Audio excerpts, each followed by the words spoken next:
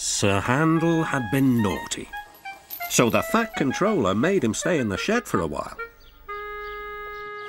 Peter Sam was now busier than ever. He had to do Sir Handel's work as well as his own.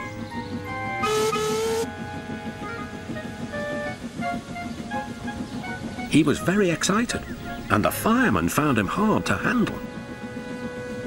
Anyone would think that he wanted to work, said Sir Handel, who was lonely and bored. All respectable engines do, replied Skarloey. Keep calm, Peter Sam, and you'll do well.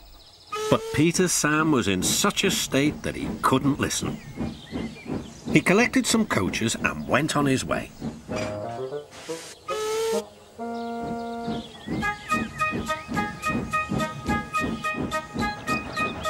But somehow, the faster he wanted to go, the slower the journey became.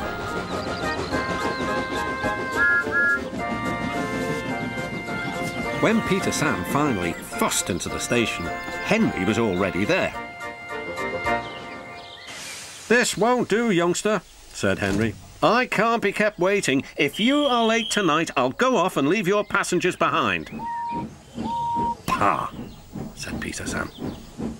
Secretly, he was a little worried, but not for long. The guard blew his whistle and waved his green flag. Peter Sam puffed happily away, singing a little song. "I'm Peter Sam, I'm running this line. I'm Peter Sam, I'm running this line."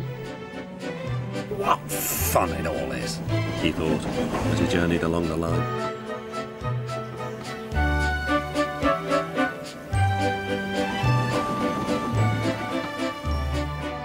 The coaches enjoyed themselves too.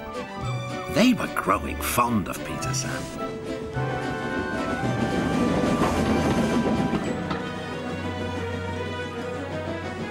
Every afternoon they had to wait an hour at the station by the lake. The station has a little shop selling refreshments. The driver, fireman and the guard buy tea and cakes from the refreshment lady. At last, the waiting was over, and Peter Sam was sizzling with impatience. "Beep! Hurry up, please!" he whistled to the passengers. How awful, he thought, if we miss Henry's train. The guard was ready with his flag and whistle. The refreshment lady was making her way to the train. Then it happened. The guard says that Peter Sam was too impatient. Peter Sam says he was sure he heard a whistle. Anyway, he started. "Stop, stop, stop!" wailed the coaches. "You've left the refreshment lady behind." "Bother!" groaned Peter Sam. "We're sure to miss Henry now." The refreshment lady climbed aboard and they started again. Peter Sam didn't sing anymore. Instead, he hurried along the line as fast as his wheels and his driver would let him.